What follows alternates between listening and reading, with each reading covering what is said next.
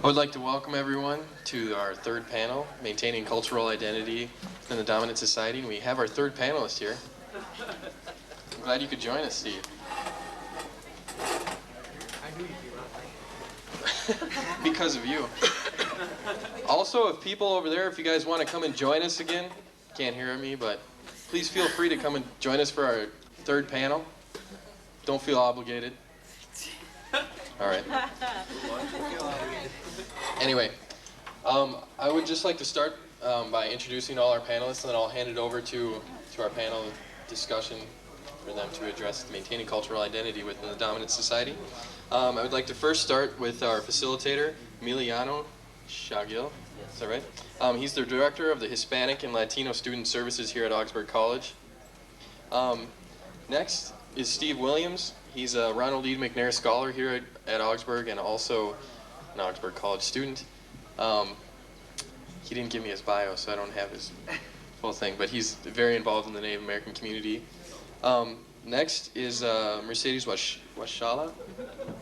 She's also an Augsburg College student. She's involved in the Weekend College Commission, and or the Weekend, College Commission, and also the Weekend College President 2 terms in a row, and she's going to serve her 3rd term next semester. And finally, we have Abdirizak Bihi. He's the director of the Somali Social and Educational Advocacy. He's also a Somali community leader, and has also done many talks here at Augsburg. So if you could join me in welcoming our panelist and facilitator. Thank you. Once again, my name is Emiliano Chahil. I'm the director of the Hispanic-Latino Student Service here on campus, and I've been here for over 2 years. So, well, it's quite an honor for me to host somewhat the panel discussion this afternoon, and about maintaining cultural identity definitely hits home with me. As you can imagine, I was born in Guatemala in Central America, and I came to Minnesota in 1980, so 22 years ago, and I barely spoke English, although I thought I spoke English, but as you can imagine, my Spanish is my first language. And so coming out of Central America as a Latino or a Hispanic, whatever you want to call it, this was life for me to face my identity and to maintain my identity. So I'm not one of the panelists, so I'm not going to tell you the whole story of my life, but I'll be here trying to keep track of our time and also the theme for this afternoon discussion. What I will do is give our panelists at least 5 minutes or 10 minutes max for them to give a story of who they are, what they are, and also what they do to maintain their identity, especially the cultural identity, in a society such as ours in this country, which is it's very much in transition every 5 minutes or 10 minutes or sometimes every minute. So. So they will have at least 5 to 10 minutes, and after that we'll have open for discussion or feedback or questions. What I did, part of my assignment, is I draft 10 questions. I brought 20 copies of the 10 questions. I will pass it around so you can read these questions and either ask questions from this list of 10, or you can come up with your own questions. The bottom line is we really want you to ask the question that you want to know. So we'll start with our first panelist then, with Mr. Steve Williams. We would like to hear from him his, who he is, what he is, and also the cultural identity. Steve, the floor is yours. Good afternoon. Well, I have perhaps an interesting perspective on this panel. I was actually born in Florida, but I was raised here in St. Paul. My mother is Kiowa Indian, and my father is actually Norwegian. So I have kind of a dual heritage to deal with, or depending on how you look at it, as a resource. So I was kind of faced at a young age. My parents were faced with having to try to figure out where I should be and who I should be, and give me the opportunity to choose on my own a little. So it was kind of natural living in the house. The hard part was finding a connection to that Indian culture that really wasn't that vibrant in St. Paul. I was fortunate, however, that my mother did a very good job in finding places for me to do that. I spent much of my time growing up on and off the reservations, a number of them. If you're not familiar, Kiowa people actually come from down south a ways. Oklahoma's where we're based. We don't have a reservation anymore. We have tribal offices. So she did a good job to be able to connect me to the people here. Anishinaabe people here, Sioux people here. And we're fortunate that in the Indian community that we have an adoption ceremony. So we adopt people in the family, and we don't really see a difference between that family. So I've been very fortunate that I have relatives here in reservations in Fond du Lac, White Earth. I also have relatives in South Dakota from Lakota Nation in the Standing Rock, Montana, Rocky Boy Crees. I even found out recently I have relatives in Navajo land. And so my mom did a really good job of making sure I got to those places that gave me the opportunity to be part of that culture. I grew up going to powwows, grew up going to ceremonies, going back and forth to the res a lot. And she also was able to acquire a job where we got to work with that every day. She used to work when I was a kid. I kind of grew up down at the Science Museum. And that was when they had the old building. So we used to spend a couple of days a week setting up a TV in the Science Museum. Kind of an odd place to maintain culture, but I found that those things stuck with me and kind of came back as I became an adult. Now I work with Indian youth in a lot of urban and suburban areas who are also in the same position that I was. There's kind of been a lot of assimilation tactics to try to get these kids to assimilate, where we need to be able to have them live in this broader community. They need to learn how to play the game by these rules. Well, they're already doing that. They're already doing that. They're already assimilated. They go to school with all the other kids. They live by time schedules. What they don't have is that connection to who they are, and they'll have to deal with that. They'll have to, because other people will recognize it.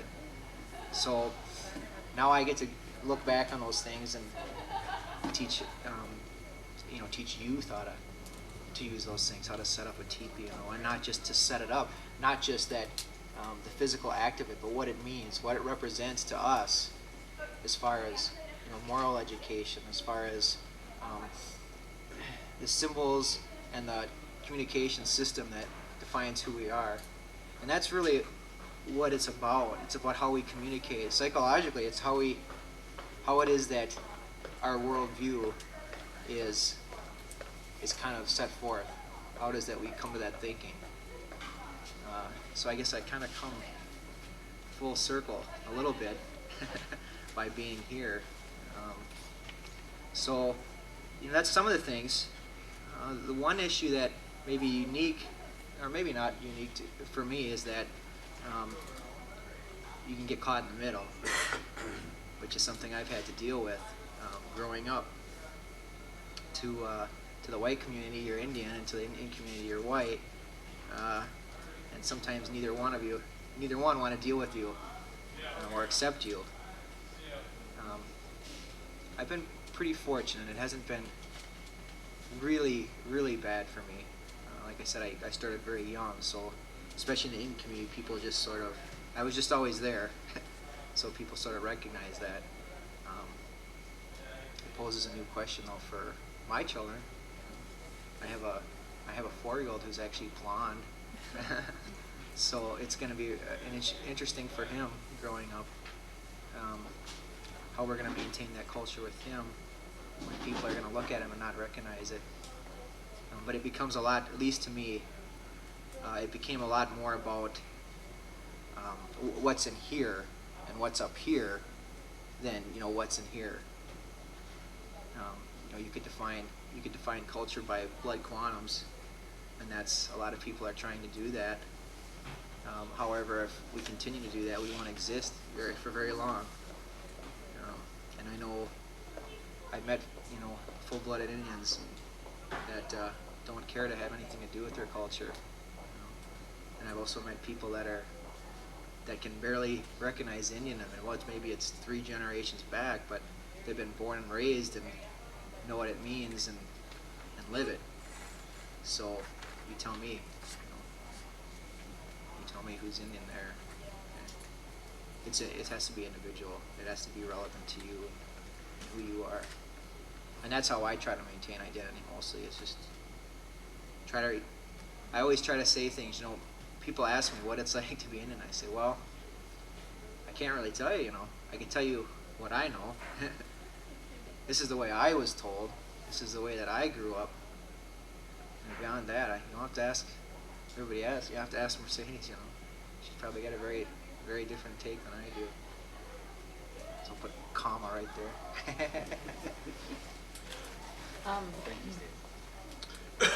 I promised myself I wouldn't cry today, so. Oh, no. Yeah, water and electrical don't mix good. That's it. That's all right. Part of the cultural identity. Yeah, problem solving within the cultural context.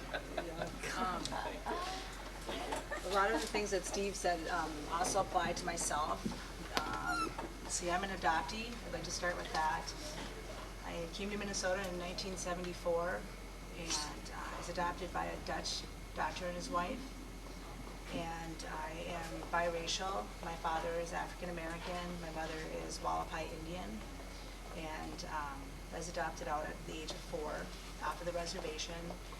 And like Steve said, having to face, for him, dual cultures, for me, kind of tri-cultures. My parents did their best to make sure that I was going to Black history classes, so that I would know a little bit about the Black culture.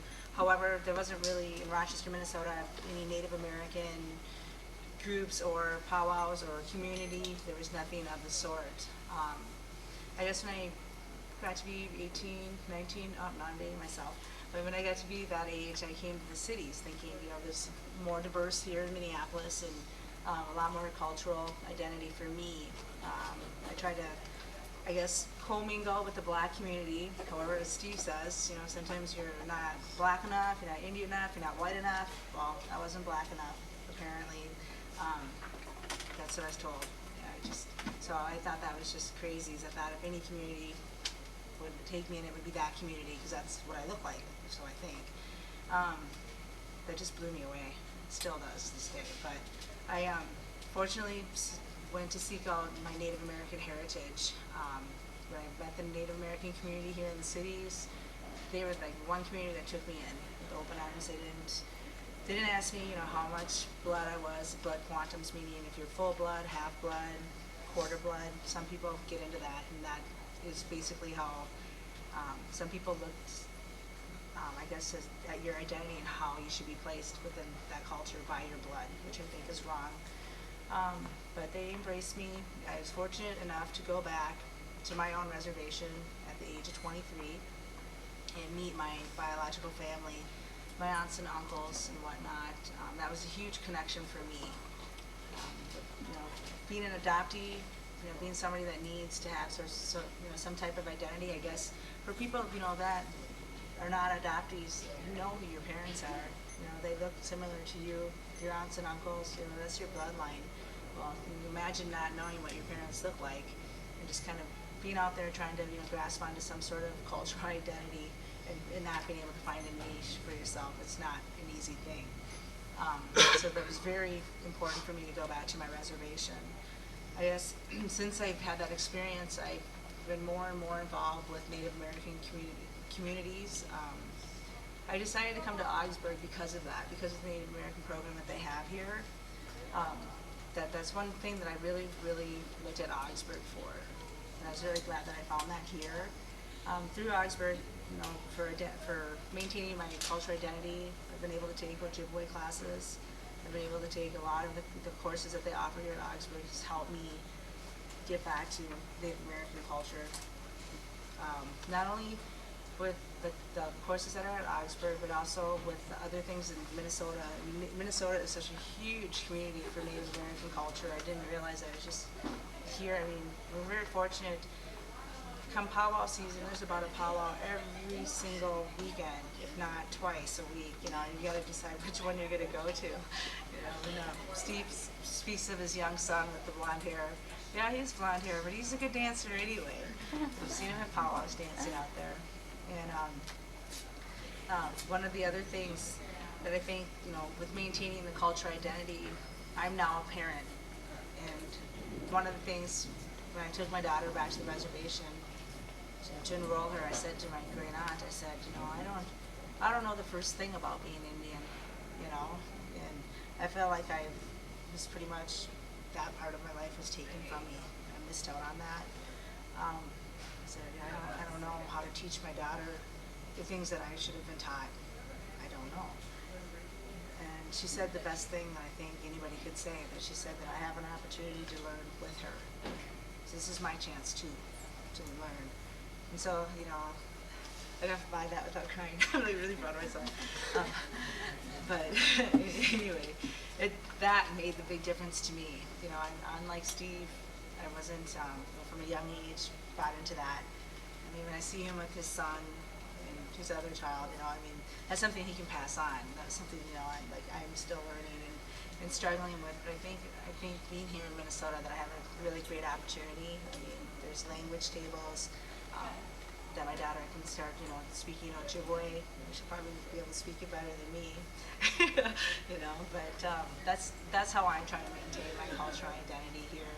And I'm really, really glad that I'm here in Minnesota, because I think that Minnesota just has a really diverse community and is very gracious, I think, you know, in Augsburg too, in that aspect. Of recognizing different cultures and different identities and allowing people to practice their culture. Is it me? Yes, it's Okay, that was really wonderful. My name is Abdirizak Bihi, and I live right here in our community in the high rises. I'm from Somalia. I arrived in this country about over, I think, 16, 17 years ago. I was a very young kid. And when I arrived here, I came here not to study or for economic reasons or as a refugee like a lot of people do now. I arrived as a political asylee. I grew up in Mogadishu, Somalia, and as a matter of fact, I have one of my neighbors here. His name is Abdirizak, that we grew up together, him and his family, and we still have the same neighborhood. As a matter of fact, fortunately established here in our neighborhood here. The same people I grew up, because the whole country was had a civil war, and we fled throughout the world. So, Mr. Abdirizak also, he's the webmaster of the Somali Net, which is another communication internet we use for the cultural events. And I grew up in Somalia. I came from a big family. When I say big family, I had 13 brothers and sisters. And only 2 were girls, and the rest were boys. And I was the third youngest. So I had doctors, brain surgeons in my family. We had high-ranking military officers in our family. We had politicians.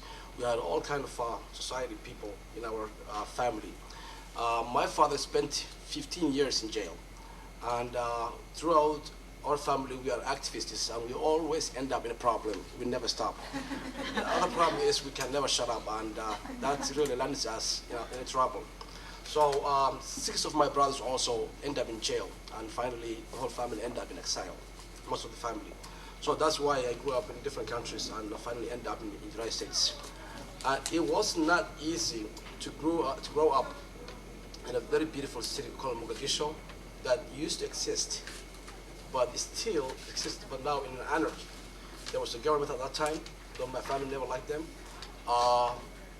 It was 2.5 million population city. It was a beautiful city, peaceful. People could walk around anytime they want. no gender, no problem, just walks around. If it's a woman or man, boy or girl or elder person.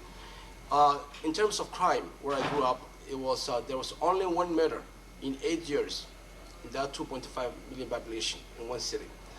It was right by the Indian Ocean. I could bike to the pure virgin Indian Ocean, no pollution, in about 10 minutes. And I stayed there from Thursday, that's Somali or Muslim weekend, Thursday to Friday afternoon. Then come back for school on Saturday mornings, because in Islamic culture, Friday is the weekend. It was peaceful until my family started to have a bond with this government. Then the government was very dictatorship, oppressive. Somalia does not have oil. It does not have any strategic mineral or product. It's a very poor country, but life was much better.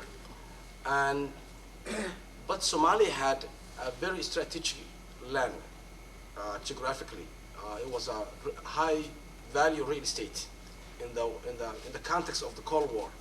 So at that time the Cold War race was on. So Somalia was always being bid for between East and West. This conniving dictator used to play the powers against each other to gain more weapons so he could consolidate his power. In that sense, finally we end up in a civil war in 1990 because of the oppression. One point he was getting help from the Russians for a long time, then another time from the US. And Somalia became I think the only country in the third world per capita, per head of the population. We had more weapons than anyone in the world. That's one thing we never ran out in the civil war. Ammunition, that's why 2.5 million or 2.7 million people fled from the country. When that crisis was taking place, I was living in the United States. I was fortunate enough, very few, and I used to live in Virginia. And I remember the Lutheran Church and also the Catholic Church advocated in the Congress for Somali refugees to come here. So they facilitated for us, those who were here, to sponsor their families. So that's how we all end up in this neighborhood. A lot of people ask, why Minnesota? Why did we choose Minnesota? We choose Minnesota, and Somalia, let me warn you, is one of the warmest country in the world, where the equator runs through. It's right all the way in East Africa, by the Indian Ocean and the Red Sea. Why Minnesota, which is one of the coldest places in the world? That's a question I usually get when I'm doing cultural presentations in the institutions and government centers. The reason being is, I believe I live in about different 8 states in the United States, and if Somali culture, and if you look at Minnesota culture, it fits here a lot. I believe, though we have a lot of problems lately, I believe it's a less pressure here for people from different cultures, and it's amazing. Minnesota is an all-white state. It doesn't have a lot of immigrants, as like say LA or New York or Washington D.C., but somehow it's less pressure for immigrants to come here and live here and work here. I think Minnesotans were nice enough. I mean, I can only speak for Somali community experience. It could be different for other immigrants, but we had really a good time here. It was easier for us to assimilate, to come here, to get a job, to work, to establish families here. It was less pressure than I could see families going through in Virginia, even Washington D.C., where 86% people are black. It could be the economy. It could be many factors. Also, the other 2 problems we have is cultural and language barrier that really made us difficult for getting jobs or looking for resources or talking to people. And it was easier for us because the Caribbean County or city of Minneapolis and St. Paul were kind enough to employ people like me who speak English. Many people, I remember about 200 people work for Hennepin County from Somalia, in almost every agency. So for a Somali family who doesn't speak English, it's easier for them to go to Hennepin County Medical Center, where I used to work, and see a doctor. And people like me could be an interpreter for them. Our culture is very verbal culture, and we are the fastest communicator in the world. If we hear something nice here, I could communicate my cousin. You know, I have about 8 million cousins. Almost everybody in Somalia is my cousin. So and we communicate the internet, we communicate by phone. It's a verbal culture. We talk. So all the families, the refugee camps, where they were coming here, and say I was living in Virginia, and I sponsored my sister and her children. They said, okay, we're not going to live with you in Virginia. We're going to Minnesota. It's easier because we have our neighbors there already. We have our friends there. It's easier for us to get a job without speaking English right away. It's easier for us to get into ESL classes. It was much easier, and they all knew the information about the United States much better than I knew when I was living in Washington, D.C. or Virginia area. So a lot of factors combined made the call go away. Or, you know, they made that choice to live here rather than in Florida. My experience as I also teach cultural aspects of the Somali or East African cultures, and I've done a lot of classes here with my colleague Muhammad. We work together, Muhammad, and one of the problems we have is coming from a homogeneous country, where a country everybody speaks the same language, everybody's from the same ethnic group, everybody is has the same religion, Muslim. It becomes difficult for us, even myself, to see racism. It happens every day, but for us to recognize it, you know, because people from Ethiopia, for example, they're a very diverse country, 60 million people, hundreds of languages, different ethnic backgrounds, different religions, very diverse country. When I talk to my Ethiopian friends, they can easily identify when somebody's being racist or racist action. But for me, even myself, being here for a long time, it's still difficult for us because not coming from a background of diversity. So a lot of people here, when they go through a lot of, say they go to an office, somebody becomes prejudiced against them, they say, oh, that person's a jerk. He just doesn't like me because I'm a Muslim. Or he doesn't like me because he doesn't like my Somali culture, my dress. Or he's so stupid he doesn't understand, he doesn't know his job.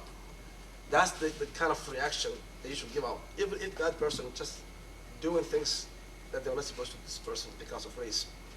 But now we are learning. We had the event of Abu Jailani right here in our neighborhood. He was a good friend of Muhammad, and he was my neighbor. He was the most peaceful person, one of the best people I've ever met. He had a lot of dreams. He wanted to go into architecture school. He wanted to design buildings and bridges. That's the same thing he started back home when the Civil War took place. He spent a long time in refugee camps. Somehow he ended up being shot by 16 bullets, the same thing he ran away from.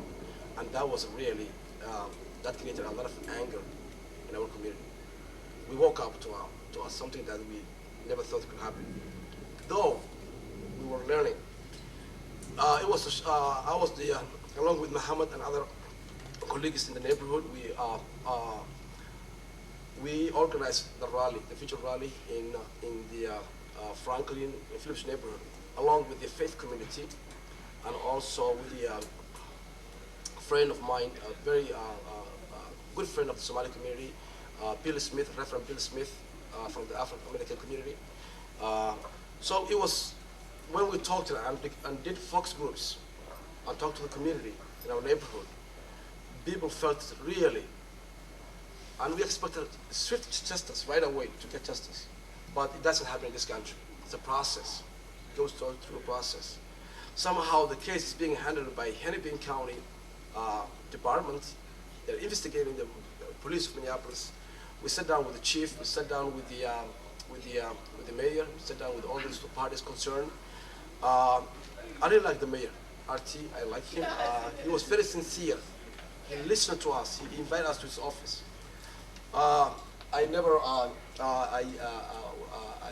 We apologized to the chief about some remarks that somebody did about him. We don't have to offend him. That doesn't mean we don't have to look for justice. We are still waiting for justice. And I also want to thank you for all those people who attended the May Day. Yesterday, we participated, about 400 Somalis participated yesterday in the May Day, and that's one of our classes. We are learning to participate in a democracy. Thank you very much. Thank you, Mr. Bihi. Once again, I passed around these questions. These are more as suggestions to you, just to kind of think of some specific questions that you may have for our panelists. Is there any question right now, or should we expand to some of the stories that you have heard so far? Do I see questions? Yes, please. What would you say to someone, anyone can answer this, if you are struggling to find your identity, but you really have no means of finding it? Example, I'm adopted and I don't know what my culture is, but I know where I was born. How would you maintain your identity if you really have no chance of finding it? We hear that question a lot, especially from kids from Latin America adopted to Minnesota, and they grow up here, and it's hard for them also to find their identity. Can you repeat it over for the people back here? Yeah. Okay. Sorry. Could you repeat the question? Sorry, I was just wondering how you can find your identity if you really have no chance of finding it, or how can you maintain it? I was adopted and I don't know what my parents' race was or whatever, so that's all I have to go on. Thank you.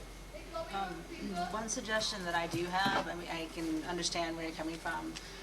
Reason being is when I got married, I had a lot of the same questions, for medical reasons.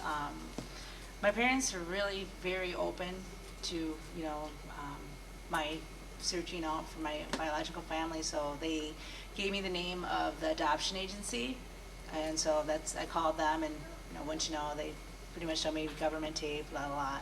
And were not helpful, but that's one resource that you could try. My parents did have an original birth certificate. Okay, otherwise they did talk to the agency, and then the advocate that they were speaking with, was, I guess, basically told my mom and dad, what ethnic race I was from, but that might be a resource. Maybe your parents, if you haven't asked them, would know something like that. Is that clear? Do you want to expand more on your questions? I can just talk back later. Okay. Okay. Any more questions back there? Yes, please.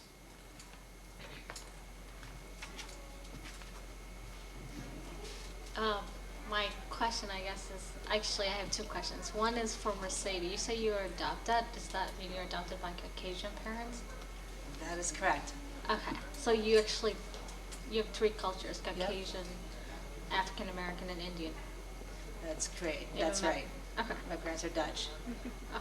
My other question is, I'm sorry, I didn't get your name. Abdirizak. Abdirizak. Yeah. I'm Somalian myself, and I am attending Augsburg College at the moment. I live in the dorms, and lately I have been debating.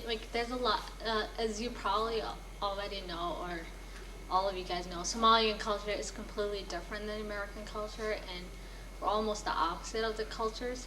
And I'm having this clash between cultures where I want to keep my Somalian culture, but my Somalian culture doesn't let me also adapt to the American culture without letting go of some important parts of my other culture. So I was, since you've been here for a long time, and a lot longer than I have, I've only been here for 6 years, I was hoping that you could just say a little bit more on how, especially college or teenagers that are here today, how they can try to keep their old culture without completely rejecting the American culture, because partly we are Americans and we're also Somalians, and all of you guys could add to that. I would really love if I could hear an input on that. Thank you very much. That's a really very important question, and I hope I can answer. But it's difficult. It's very difficult for younger people because they attend college here, they attend high school here, they have a lot of friends, they interact more with American culture rather than with the Somali culture. And they end up in that pull tag, that kind of a very strong pulling at home where they have parents or friends or peer pressure, and also the American culture. For example,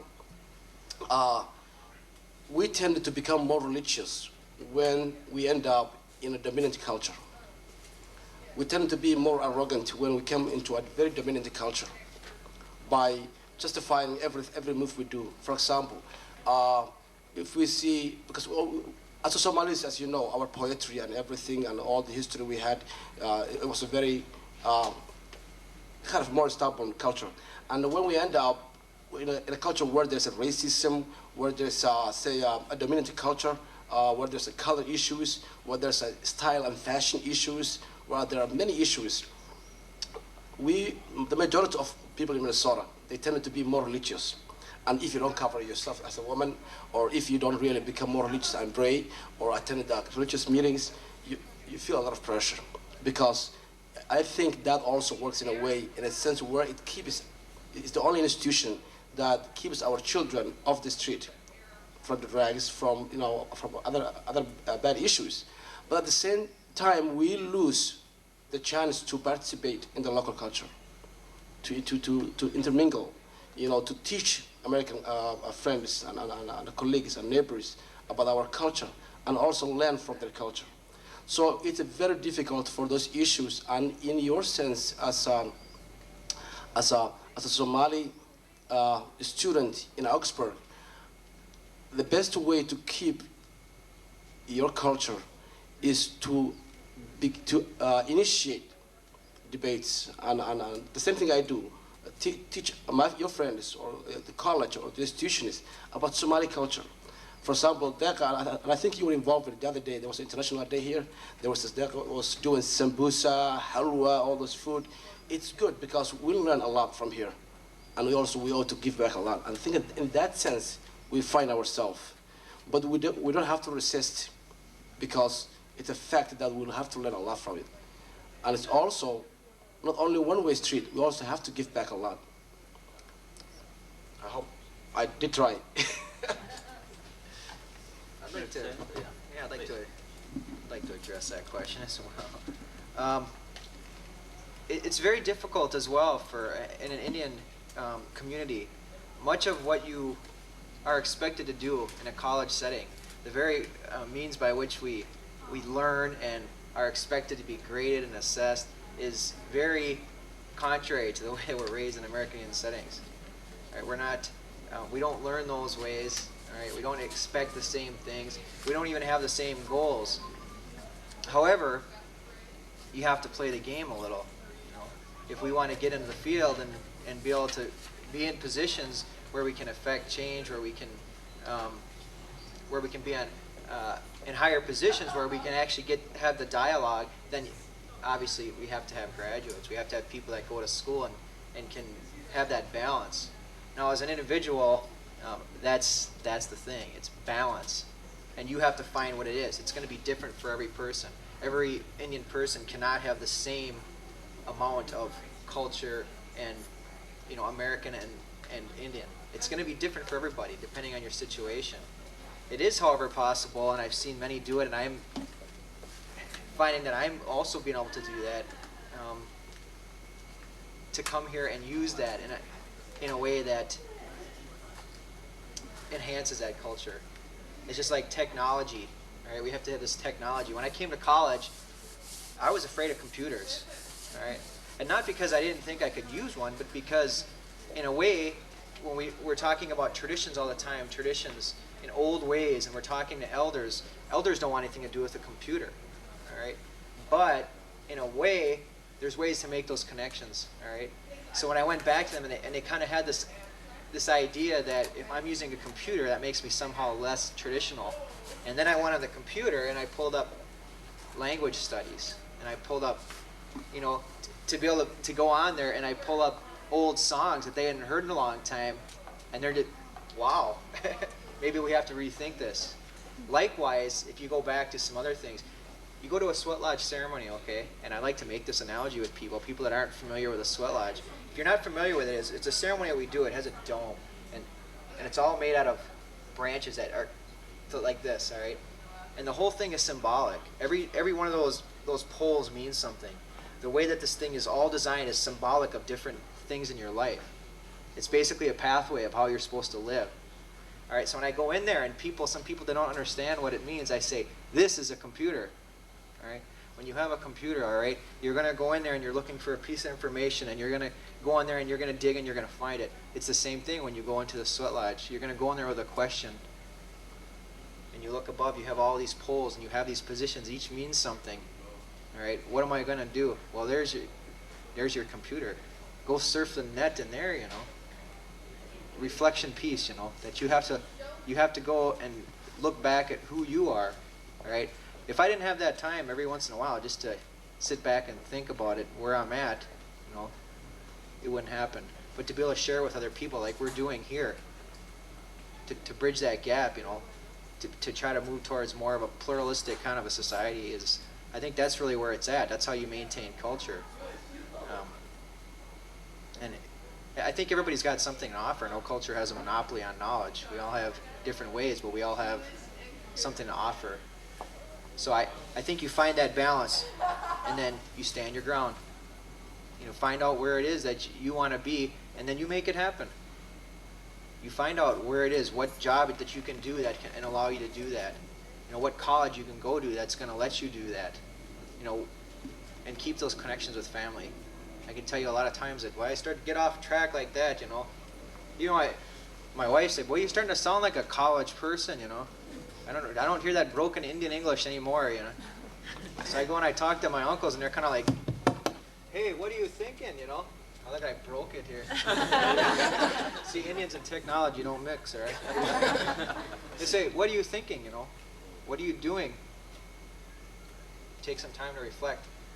What is the purpose, you know? What am I thinking? Where am I going, all right? I don't know, maybe that can help a little. It's my 2 cents anyways. I'd just like to add to that too. I think Aisha, I think that you have something similar to myself, meaning, you know, being, I guess, biracial, meaning I walk in a white world and a red world. I think Steve can relate to that. You know, when we're in the Indian community, everything is pretty much, you know, with the elders, tradition, and I think that you can relate to that as well within your culture. When you talk to maybe your family members that are elders, that they're clinging to tradition. One way that I, you know, deal with that is, you know, with the balance and also being true to myself. Meaning, you know, if I feel like something's totally just not right, I try not to do it or stay away from it. I think another thing that Steve mentioned is, you know, talking to your family. Every year I try to go back to the reservation, the reason being that grounds me and helps me remember what it is that I'm doing out here in this world, this society. I'm out here and I'm going to school to better the people that are back on the reservation. That's my whole point and purpose in being in school, is to help others. You know, Steve mentioned the only way that we're able to become self-sufficient, you know, and for economic development would be to be educated. And that's the reason that, you know, we continue with the education, even though it is against the tradition. A lot of the elders are not, they're not wanting to be involved with today's technology or today's world, but they do understand that the only way that we can exist or coexist in the society today is to become educated. Could I add one little trick? Let me give you one trick to buy out that dominant culture. What I do, and I've been doing with Muhammad and other guys for the past 2 years, we do what we call East African tour to all the government agencies, the schools, and we will do for the school in our neighborhood. As a matter of fact, Mary and Dan were kind enough. What I do usually is at the end of the tour, I give them a goat meat and rice. Believe me, it will be a great experience. But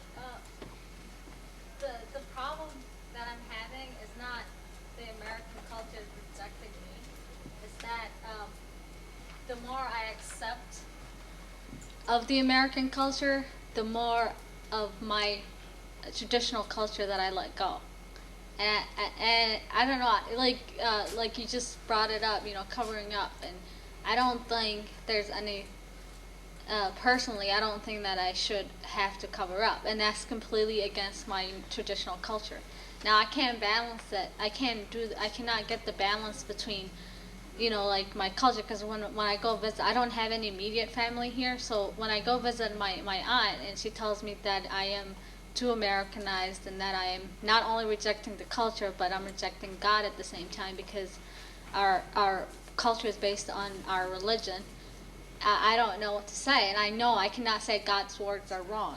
You know, I can't say I reject the religion, but I can't say that I would accept it. I'm completely like thrown away, basically, and I don't know how to react to that. So there, like a lot of times, I kind of prefer to run away to the American culture. So that's kind of my hideaway place, kind of to get away from things that I think are wrong not wrong necessarily, but things that I don't want to practice in my own culture, and I cannot say it to everyone else in my culture. I can't say this, although it is my culture and I respect it, and I think anyone that can should do it. But since I'm not in the position at the moment, I live in a very Americanized, with the Western. I live with 15 people that are not from my culture. I shouldn't have to do it. I cannot say that because I am afraid of what would happen. As a matter of fact, culture, as you know, is not the artifacts or the clothes or the food we eat. It's just those things pertain to the culture. Culture is the way people or society or person or subgroup behaves. And as you know, before the civil war, Somalia, 90% of the women were not supposed to cover. For thousands of years, centuries of years, we wear, what's a traditional Somali dress? Guntino, right? It's a guntino, it's a dire, it's a kabasar. Our culture has changed for the past 10 years because civil war and anarchy left us no other choice but religious, to be more religious and to be more God, because everything else in our fabric, we have lost it. So we become more religious, and all these coverings never existed in our culture before 10 or 15 years ago. So we become, because that's the only sanity, only way we can keep our sanity is to become closer to God. So you're not covering that, you're not rejecting God. You're not rejecting Somali culture. It's the times. And as you know, if you look back Somalia, we used to dress like that. If the woman was married and have children and she's a wife, she might wear a scarf just for the hair. Nobody ever enforced it, no social pressure. It's just the time. So I would just say you yourself should know your culture much better, because a lot of that's being forced on you is wrong, and it doesn't exist in Somali culture. Thank you. Also, when we hear this a lot from Latino women, Hispanic women too, I think Mr. Bihi has good advice, but also ask an older woman or a younger woman what she has gone through. It's very much intergenerational differences of seeing cultures. It's not that something wrong with you, nor with the older culture has something wrong with it. There's many changes going on daily. So, but we want to move to some other questions here related to our discussion this afternoon. Is there any more questions, comments? I have something to share with you too. For instance, as a Latino man, and maybe you have heard this story before, we grow up in Latin America, men are not allowed in the kitchen. So men don't know how to cook. And still I don't know how to cook. I can do toast, coffee, and frozen pizza. So that's kind of how much cooking I do. But bottom line is that also has to do a lot with your identity. It seems like it's a good joke, because many men, when we come to this country, like myself, I grew up in Guatemala. I came here kind of a more mature person. So I didn't know what to do in the kitchen. And many times I felt shy in the kitchen, because if I would be back home with my parents, when I go now and I'm in the kitchen trying to do something, my mother or my sister or the other women around will look at me like, there's something wrong with you. You are in the kitchen. That's not for men to do.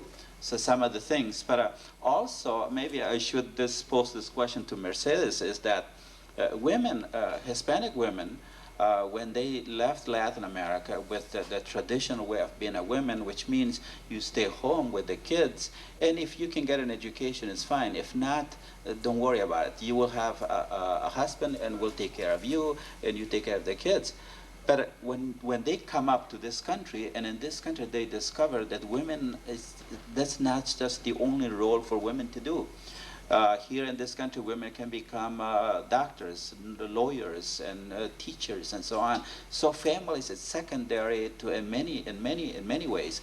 So that's kind of a contrast for many Hispanic women that have grown up in Latin America and they come to this country. It's a big clash of cultures. But Mercedes, what can you tell to Hispanic women, and if they come to you and say, how do you balance that traditional culture with the new culture, so-called? With a lot of support around you. I guess for me, I'm fortunate that my husband cooks better than me, and he helps out a lot. But I think I can understand what it is that Latin women are going through.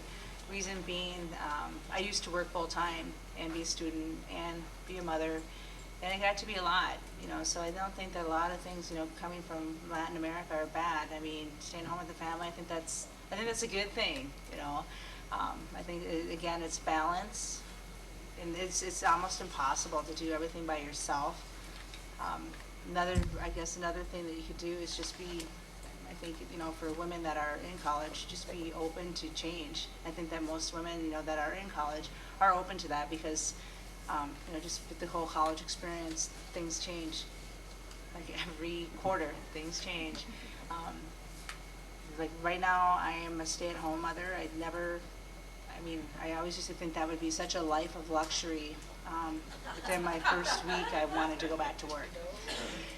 It's very hard. It's very, very hard for me to try to get my work done, schoolwork, and spend time with my daughter, but I do understand that it's totally a balance. I think people that are single parents deserve medals, I can't imagine, and I do have support with my husband, but I can't imagine trying to do that by yourself. I wouldn't recommend it. I think that staying home with my daughter right now, I think that's more important to me than being at work. But it is very challenging. It really is. I wouldn't change it though. Wouldn't change it. Yeah. Thank you. Any questions back there? Comments? I have a religious question to Steve and Mr. Bihi. I don't know if Mr. Bihi is Christian or non-Christian, but after September 11, we felt as if the war was against Christianity, Muslim against Christians, or Christians against Muslims. How did you feel that way according to your religious beliefs of not being not even a Muslim, not even a Christian?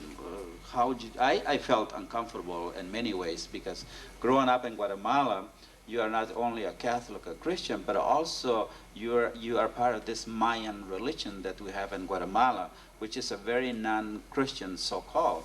But I felt uncomfortable because I wasn't totally Christian the American way, but also I felt like maybe I was against, maybe something was against me.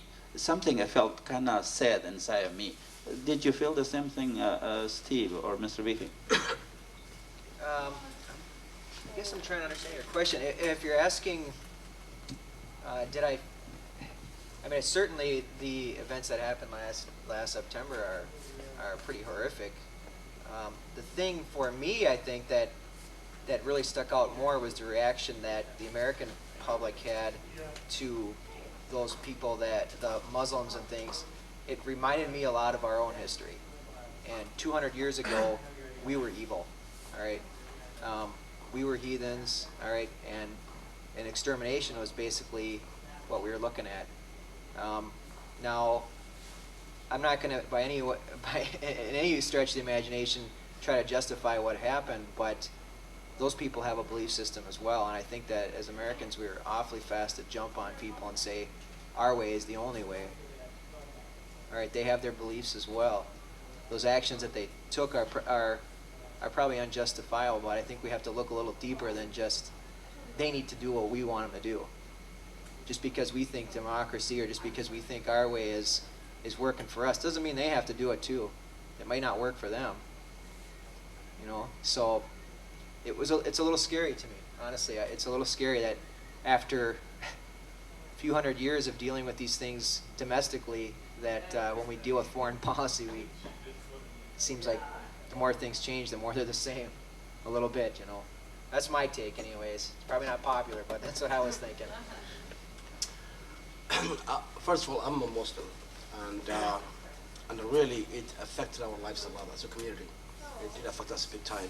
And in Islamic religion, there is no verse or single ayah or verse that says you should harm any living thing, not humans, not buildings, any living thing. You should not kill, you should not harm. And there's also a verse that says that if you kill someone, you've destroyed humanity. If you help someone, you help humanity.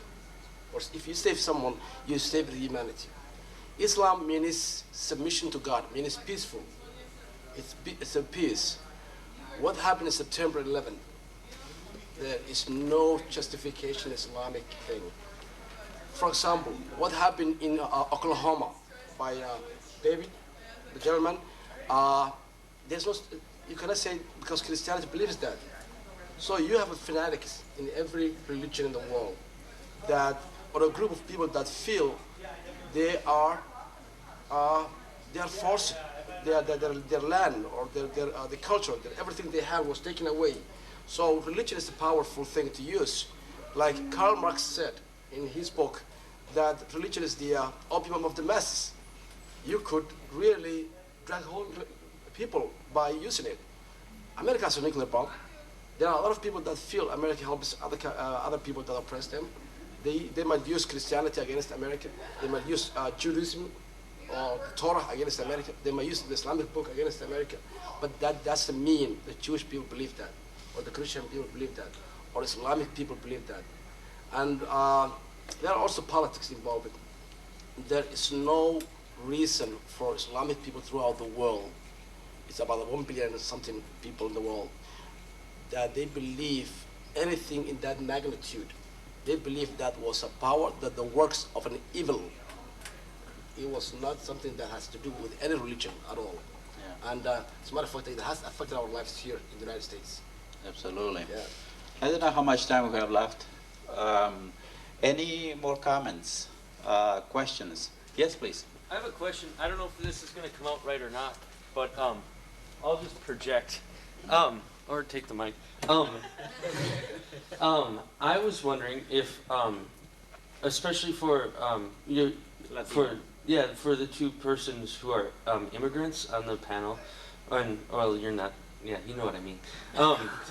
So anyway, with the dominant culture in American society and the pressure put upon immigrant persons who are, especially first-generation immigrants to America, to change and assimilate into that predominantly white Christian culture, I was wondering if you could speak or maybe react to the call to assimilate and join the white culture, and just, I don't know if there's pressure just to fade into the background and join everyone else, or just kind of what that experience is like for people like me who haven't experienced it.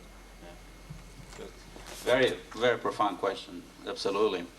I'm going to start with Mr. Bihi. Let's see if he can share a few words. From my experience, I could be wrong. Aisha is here, Muhammad, and other gentlemen from my community is here. So from my personal belief, what I went through, what I experienced, is that the Somali culture, I'm the first generation. No, I wasn't born here. I didn't go to high school here.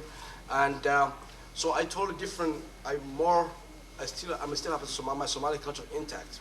no matter how long I've been in this country. I have something combined here. I didn't feel the pressure of a dominant culture, that to the point where people who went to high school here, those are the worst segment, because they feel a lot of pressure from both sides. For example, if they're wearing hijab at the Roosevelt High School, all the American kids will go like, why don't you take this thing off? You look so and so. There's everyday names and name calling and all those. If they go home and they're not wearing the hijab, or they're not dressing, or they're not talking good Somali, or they're communicating more of English and more of a Big Mac, or at the McDonald's rather than the injera at home, or the spaghetti at home, or the rice, it's that they feel more pressure on it. So the only, I believe in my generation, the only problem we have is that the facility to provide those cultural centers for people to learn more, that for example, Aisha doesn't know how we were supposed to dress back home in Somalia a long time ago, because people for the past 15 years, all we know is the culture we see, which is a more Arabic, to tell you the truth, and I could be wrong, because my mother never dressed this way, my dad never dressed this way. It's just something that we are pushed into by the hard times we are. We have been Muslim since the beginning, but the dressing, we are becoming more of a pressure in our community now. And I don't feel anyone pushes me to be white, for personally. No, anybody pushes me to be Christian. We use Lutheran church offices, we use the Catholic churches. We go there, we even do our prayers there. We don't have the space. Because in our culture, we feel, in our religion, there are four books. Isa, or Jesus, is expected as much as Muhammad. The same thing as David, Solomon, everybody, all those 99 prophets. So we don't feel that we are culturally being held under pressure to convert or to praise. It's a great country where you have a democracy, where you could build your own mosques. We have 15 mosques here. It's only generational pressure. Thank you. Mercedes, can I add something to it? No? Okay. Steve? I guess for me, this feels a little different. Like I mentioned earlier, I was kind of raised in two cultures, and at times it felt like it didn't fit in either. However, I grew up being pretty secure in my identity. I had kind of a choice, and I always chose from an early age that this is where I wanted to be, and this is who I wanted to be. I, however, can tell you that at times it's very difficult. It can be stifling. I mean, there are times when, I really feel like, there's that people make judgments just based on belief systems. However, I think the best way to combat that is just to have the dialogue, have the arguments, not to be afraid to offend. I think that's. I think one of the biggest mistakes we made in the recent years is politically correct. I think it's a mistake, because it's just being polite, and what it does is it keeps people from asking the real important questions. And some of the most important questions that get asked are ones when people can actually trust in each other enough to just ask the questions, where sometimes it comes out being just like, well, you. But then you're having the dialogue.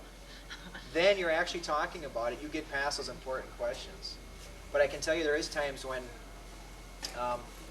for me even, as a teenager, there was a time, and we see a lot of teenagers in the American Indian community go through this. There is a time where, when at that age, developmentally, the pressure is to fit in. We lose a lot of them for a while, and they don't want to be a part of their culture because it's not popular. And I went to an all-white school. Growing up, I can remember sitting in the playground and being beat up, circled around and beat up, and the teacher sat and watched. All right, so somehow you can't quite tell me that it doesn't exist. We need to get past it. Yeah, I agree. And again, being a new immigrant to this country, and I came as a student, but also I consider myself a new immigrant. I believe that there is some certain pressure to be part of that mainstream culture. You want to live in the right neighborhood, you want to drive the right car, you want to dress up a certain way, you have the right friends around. So there is definitely an invisible, indirect pressure that you really want to become of that, because otherwise you feel like you are isolated or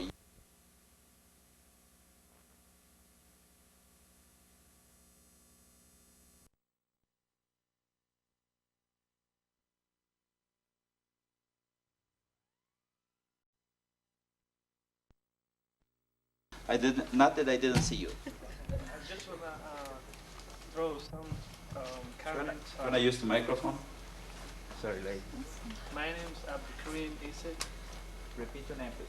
My name is Abdirizak Isse. I'm one of neighborhood friend, Bihi.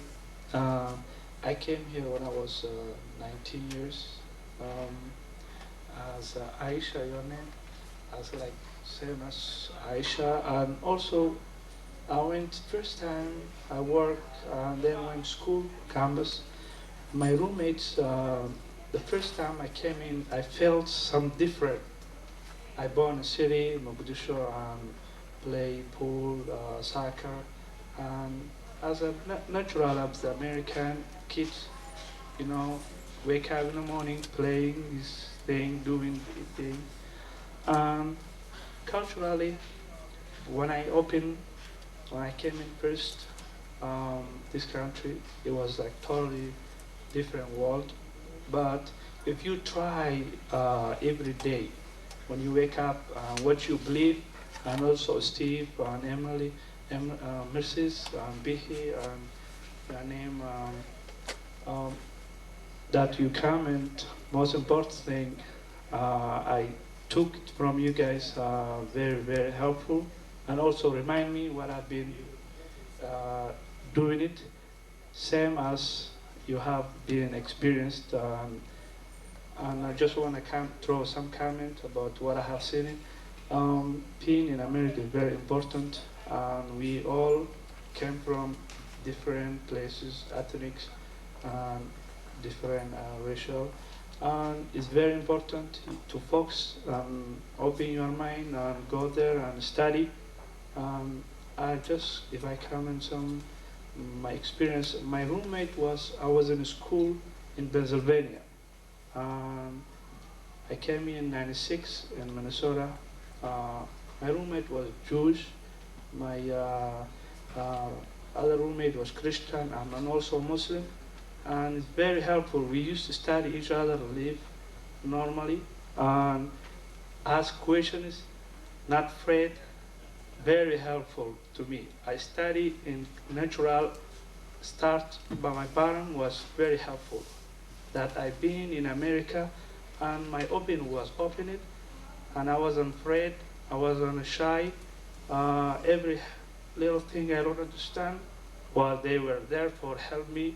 No problem. It was very helpful. So I suggested Aisha, don't be afraid, just open your mind, study, and open as the way your friends, and don't watch something else. People there to reversing culturally, they're all over. So I suggested just open your mind and focus what you need to do. Thank you. Thank you. I wanna pose the question to you. Now I'm gonna ask the question. So I want the students or some of you, question number 10. Glance at question number 10. Do you think that the younger generation or the students today on campus or any campus, are these young people more open-minded or more friendly to other cultures than their parents or grandparents maybe 20, 30 years ago? What do you think? Have we changed? Have we improved? Who can answer me that?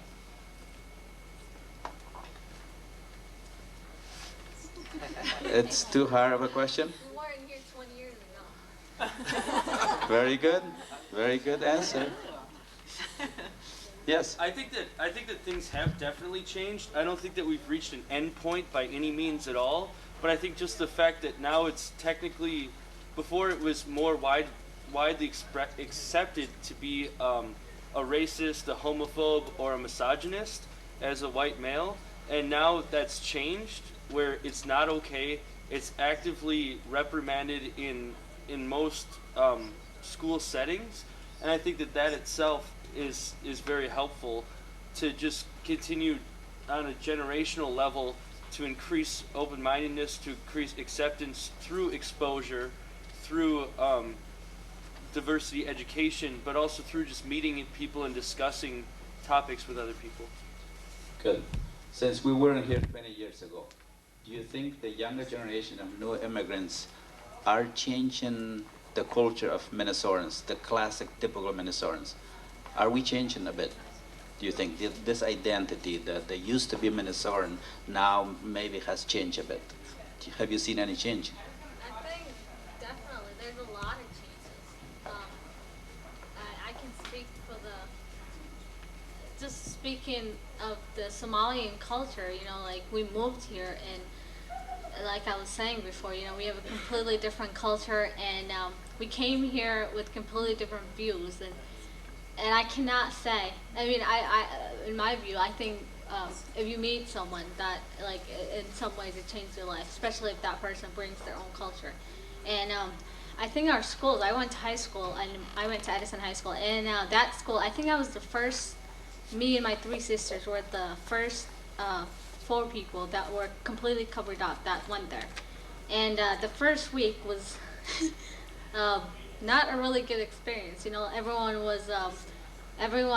completely just went from what are you guys doing here? How come you're not American anymore? To okay, maybe we should talk to them. We didn't speak any English. You know, the more people see you, the more they kind of start accepting you a bit and a bit and a bit. And I don't know about the older generation and how they respond to that, because I haven't really spent a lot of time with people that are from another cultural backgrounds that are old. But definitely I think my generation, American or not American, are becoming more open-minded and more diversified in many ways. And I honestly believe that we're being challenged every time. I'm being challenged because I'm being exposed to American culture. I learn something new every day.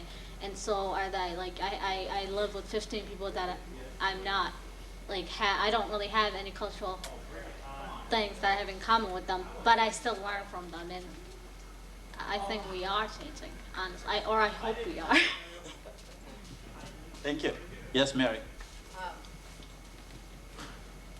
Thank you. I'm really interested too in how I'm being influenced by recent immigrants to this country. I just looked at myself and I think I'm trying to be a Somali woman now with this. I can't, you know, I love these colors and the beautiful things in this neighborhood, the women that I see, and I probably a couple years ago I would never think to wear this big, you know, draping scarf, and now I wear it almost every day. And also, you know, we know about Cinco de Mayo. Most people understand that now. I don't think 20 years ago anyone knew anything about that. We're celebrating that in Latino culture. The Hmong culture, I think, has had an amazing influence. Their art and the whole cultural experience. I think the recent immigrants who have come into the United States, I think, are teaching us again about the value of family in the sense of the bigger community, not the tradition. There is the traditional family, but also how important family is to culture. And so I just really feel like so privileged to be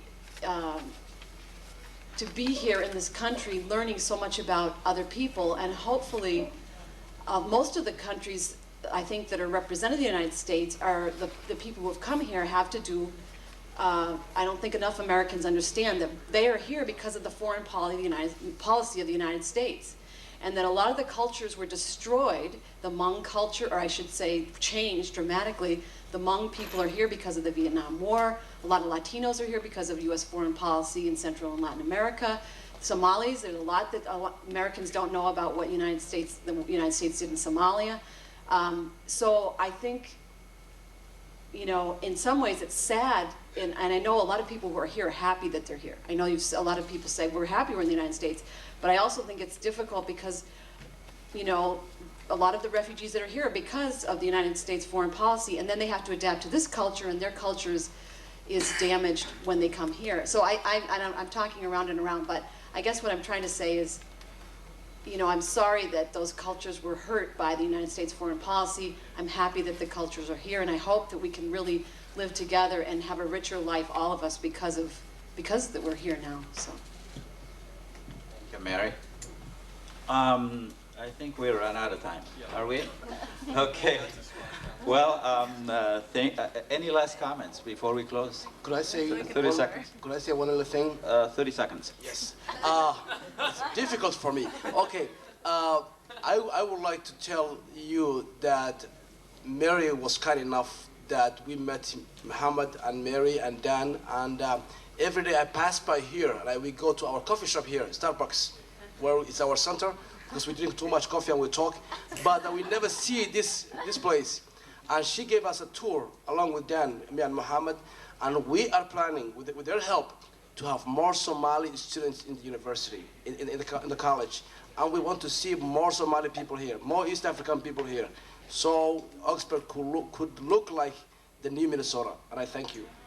There was 32 seconds. Please help me thank our panelists. Thank you very much.